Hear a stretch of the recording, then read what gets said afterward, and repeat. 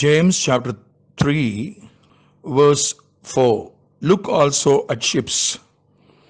Although they are so large, are driven by fierce winds, they are turned by a very small rudder wherever the pilot desires. 5. Even so, the tongue is a little member and boasts great things. See how great a forest a little fire kindles. There are at least 3 illustrations are given in this chapter to explain the nature of human tongue. One is horse and bit, and another one is ship and rudder, and another one is forest and fire. There are 3 parables to explain the nature of human tongue. Tongue means speech, words. Words are just like a bit which controls the horses, which turn the horses. Horses are wild. The untrained horse is a wild horse. It will jump here and there, it will go here and there, it will run here and there. If you have to control the horse, Bible says in Proverbs, the horse is prepared for the battle. The victory comes from the Lord. Victory comes from the Lord, not from the horse, not from the horsemen. The soldier who rides upon horse, victory comes from the Lord, but you need to prepare the horse. You need to train the horse. If my memory is correct, Proverbs 21:31. So you have to train the horse. You have to prepare the horse.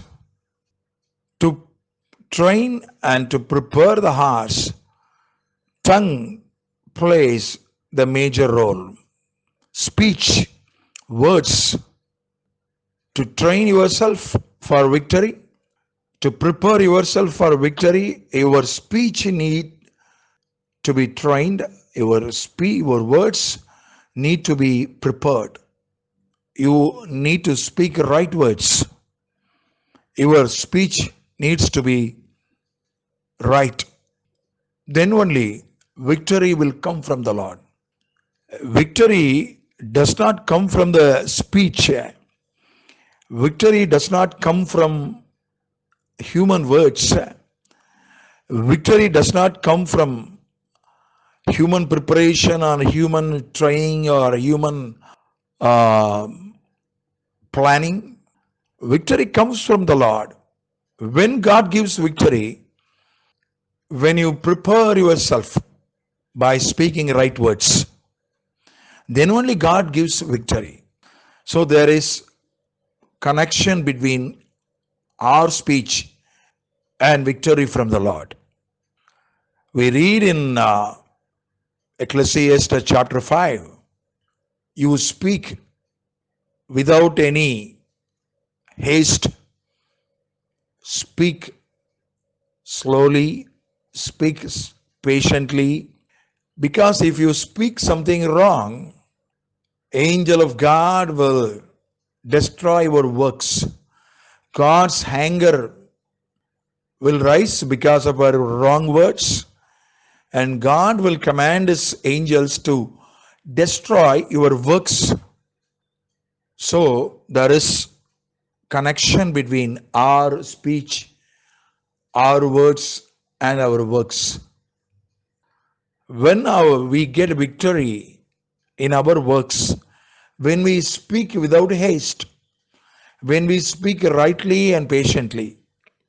So, speech plays major role in battle and in works. Secondly, this chapter, James 3, speaks about ships and rudder. Rudder is a steering which decides the direction of the ship. Ship is very, very big, just like a small town. The biggest vehicle in the universe is ship. That is one side. Another side, the vehicle which faces more storm and more dangers is ship only. You know, the rough wind, of course, it disturbs every vehicle, even two-wheelers and cars and trucks, even trains and even aeroplanes also disturbed by rough winds. Today I read in the news the President of India was unable to travel by helicopter from Ooty because of the rough weather. So he traveled by car from Ooty. So even a rough weather can stop the helicopter. It can stop aeroplane. It can disturb other vehicles. But ships are the vehicle which are mostly affected by rough weather, storms and rough sea and heavy rain. It affects ships more than any vehicle. Even aeroplanes and helicopters are not that much affected as in case of ships. Ships are great, bigger in size than aeroplanes, than even trains. But in the midst of storms and rough sea, and even in spite of heavy rain, big ship can be controlled, can be directed by a small steering, which is rudder. So our tongue is just like that. Your mind is so big. Your mind, thoughts, imaginations, calculations, memory, thinking is so big. No border. You cannot define a border for your mind. You can define a border for your physical structure, for your physical organs are limited this much only. It is visible and it is measurable. They have limits. But a human mind is so big, so much of imagination, so much of creativity. Even the creativity is there. But all storms, all rough weathers, or struggles, all stress, tension, anxiety, fear, everything attacks the big mind only, not the small body. So when your mind was attacked by depression or oppression or pressure or anything else, if you have to direct your mind in the right direction, you have to speak correctly. You have to speak afterwards. Your tongue is a rudder, steering.